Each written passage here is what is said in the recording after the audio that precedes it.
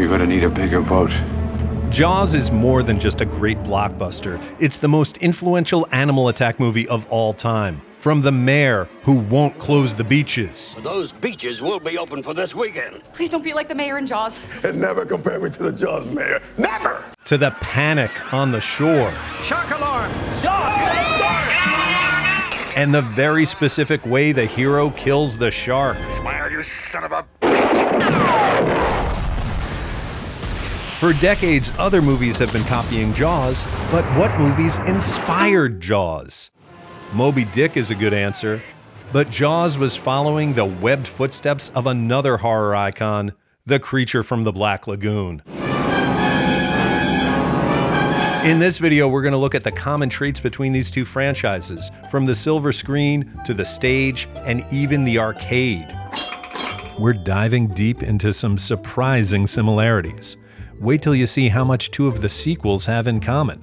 Plus, you'll find out how these connections involve John Hughes, John Landis, Leah Thompson, Leonard Maltin, Joe Dante, Clint Eastwood. Go ahead. Make my day. Clark Griswold, Xander from Buffy the Vampire Slayer. That's great. And even Mr. Mom. It's all on this installment of Strangely Similar. Welcome to Strangely Similar, a series about how some works of art feel awfully familiar. Like the way 1971's Godzilla vs. the Smog Monster is a lot like the classic Western Shane. Now, it's easy to see how Jaws and Creature from the Black Lagoon have a lot in common. The films contain details that mirror each other.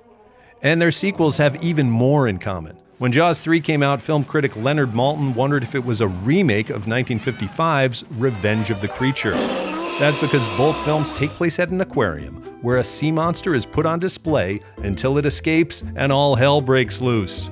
So the first part of this video is going to shine a light on how a Jaws sequel seems to have copied Revenge of the Creature. Then stick around because the similarities get weird.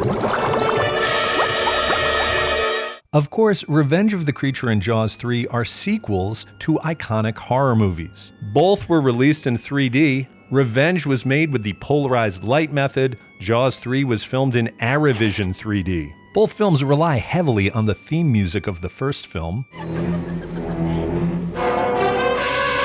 Both stories focus on a sea monster being captured.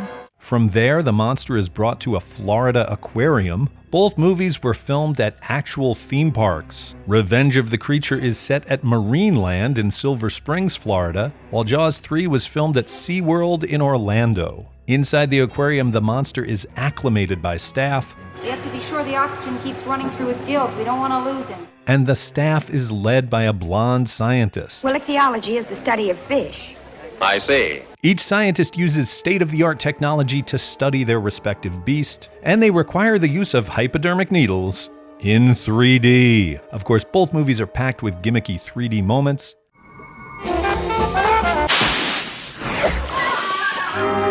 And they feature a monster that looks less impressive than the one in the first film. Here's a look at the gill man from each movie. And here are the sharks. Now, the creature is the same monster from the first movie. The shark in Jaws 3 is not the same shark from the previous film. However, Jaws 3 screenwriter Richard Matheson said the producers had other ideas. They wanted to make it the same shark from Jaws 2. The same shark, all burned up.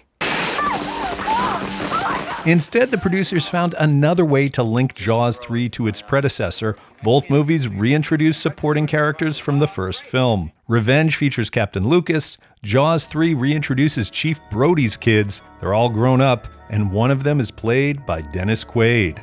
So these characters remind audiences what happened in the first film. Last year I came to this place with a party of scientists. Remember that shark attack I told you about when we were kids at Amity? There's something of a love triangle in each movie. Revenge has two men competing for Helen. Sorry, Joe. She just made a date with me. Jaws 3 had a love triangle off camera. Dennis Quaid was romancing the actress who played his brother's love interest, Leah Thompson.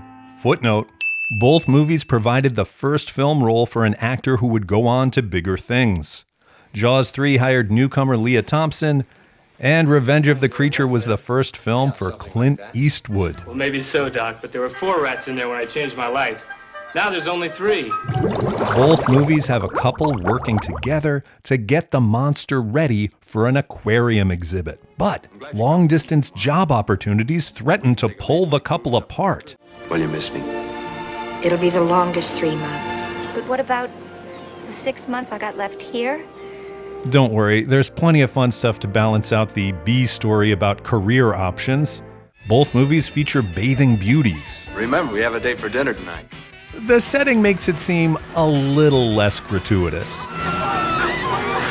The setting also lends itself to showy spectacles.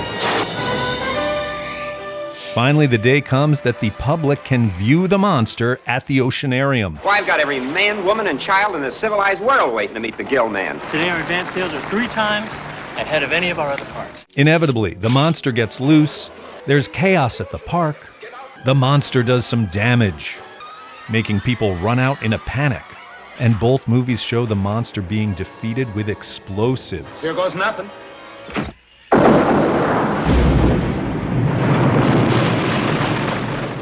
In the end, the young lovers are safe.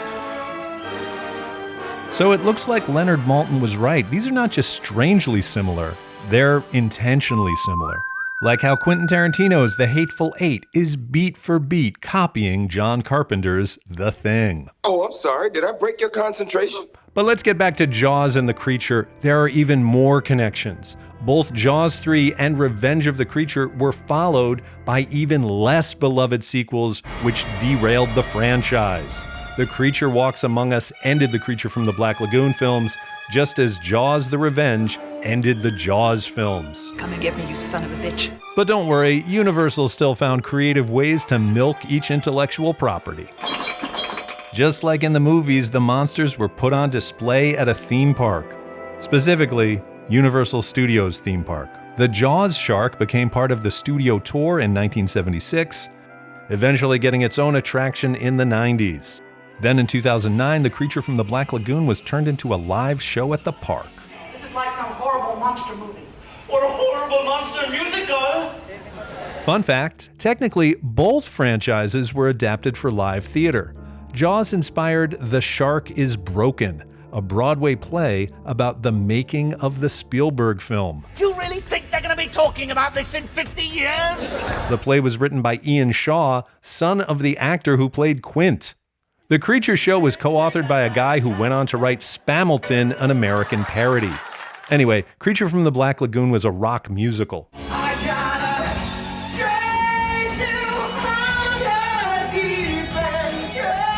The 25-minute stage show ran for 4 months, and then it closed. Unlike the various Jaws attractions, which lasted for decades at multiple locations, and was featured in many movies and TV shows.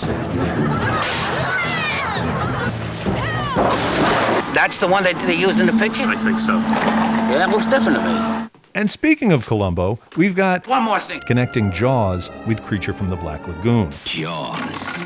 Let's go back to the late 1970s.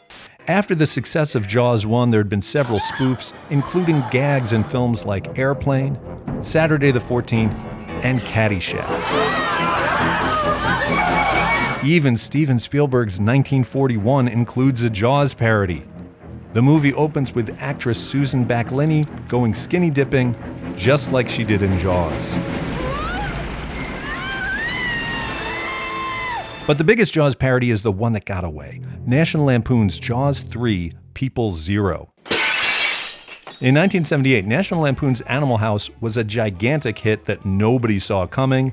It even made more money than Steven Spielberg's Close Encounters of the Third Kind. Holy shit! National Lampoon's Matty Simmons was given a 3-picture deal with Universal. When he met with power duo Richard Zanuck and David Brown, they said they'd love to team up and make a comedy. As a joke, Matty Simmons said he'd love to make a Jaws sequel.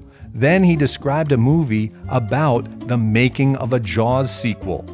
Basically, a shark gets revenge by eating the people who've been exploiting him. It sounds like the Jaws version of Wes Craven's New Nightmare, but there'd be jokes and gratuitous nudity. So Matty Simmons was shocked that Zanuck and Brown loved the idea and agreed to make it. For Universal, this was a way to grow the National Lampoon films while rejuvenating the Jaws franchise. Combining franchises was part of Universal's history. They extended the life of Frankenstein by adding Abbott and Costello, so maybe the same thing would work by turning a shark movie into an R-rated comedy. Jaws 3 People Zero would be directed by Joe Dante, who had some experience spoofing Jaws. He directed Piranha. And the screenplay was co-written by John Hughes, the same John Hughes who went on to make The Breakfast Club and Uncle Buck. So the movie had all the ingredients for something special. But not everybody at Universal was keen on mocking their successful shark movie. After some behind-the-scenes drama, the project was dead in the water before it even got filmed. There are conflicting stories about who killed the movie. In Matty Simmons' memoir, he implies that Spielberg himself put a stop to the film. You know, it's tempting to romanticize a movie that didn't get made, whether it's Kubrick's Napoleon or Jodorowsky's Dune. Sometimes we give a lot of credit to an unproduced film because we're hoping for the best. But keep in mind, Matty Simmons and John Hughes did get to make a genre parody. National Lampoon's Class Reunion is a spoof of slasher films. Let's see how that turned out. Get back! Can we see her naked before you kill her? Maybe that's what we would have gotten with the National Lampoon Jaws parody. Anyway, instead of making Jaws 3 People Zero, the studio would find another way to rejuvenate the Jaws franchise by making a new, non-comedic Jaws in 3D. The third dimension is terror. You're probably familiar with Jaws 3, even if you just saw clips in this video. But here's what you might not know about the film and how it spelled disaster for the Gill Man. Animal House director John Landis helped bring back werewolf cinema with An American Werewolf in London. For his next horror film, Landis was planning to remake Creature from the Black Lagoon. The film would feature not one but two creatures, a good one and an evil one.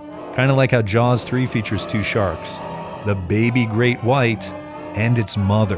You talking about some damn shark's mother? It's all right, he's a nice dog. The Creature remake would be directed by Jack Arnold, who had directed the original film and its sequel. So Jack Arnold would be remaking his classic horror movie nearly 30 years later. Only this time he'd be using 1980s state-of-the-art 3D technology. That's right, Aravision. So while Jack Arnold and John Landis were prepping the epic remake, a lot of other filmmakers were working on their own gimmicky movies. Jaws 3D was part of the early 80s 3D boom with movies like Comin' at Ya, Metal Storm, and The Man Who Wasn't There. Not to be confused with the Coen Brothers film of the same name. TV stations jumped on the bandwagon by broadcasting old 3D movies, including Revenge of the Creature. Enjoy the... Wait a minute, what's... There were even special Gillman glasses that you can buy today on eBay for way too much money. At the height of the 3D renaissance, 3 movie franchises released their third installment in 3D. Amityville 3D, Friday the 13th Part 3, and of course, Jaws 3D. This is the best 3D I've ever seen. I've seen better. Well, the top brass at Universal was worried that there were too many 3D movies coming out. They wanted to eliminate some of the 3D competition for their new Jaws movie, and as a result, the Creature remake was dead in the water. So the next time you watch Jaws 3D, just remember, 2 potentially cool movies did not get produced in order to make this. John Hughes didn't get his Jaws parody made, but when Jaws 3D premiered, it opened the same weekend as Mr. Mom, which was written by John Hughes and features a Jaws gag. Hey, where's your mom keep the vacuum cleaner? You mean Jaws? So John Hughes got the last laugh. Sort of. Jaws 3 was the top-grossing movie at the box office, slaughtering Mr. Mom. But 2 weeks later, Jaws 3D was defeated at the box office by National Lampoon's Vacation, which was written by John Hughes. Wow, this feels great. Advantage, National Lampoon. So that wraps up all the crazy connections between Jaws and Creature from the Black Lagoon. Got any details we missed? Let us know in the comments. And now you've got a lot more wisdom about these films and can share your knowledge the next time somebody makes you watch Jaws 3D. No one will ever make me watch Jaws 3D again. Thanks for watching. You can subscribe to the Atomic Abe channel, hit the notification bell, and watch the other entries in Strangely Similar, like our video that finds the remarkable similarities between Captain America the First Avenger and a 1960s Don Knotts comedy with a cartoon fish. I wish I were a fish.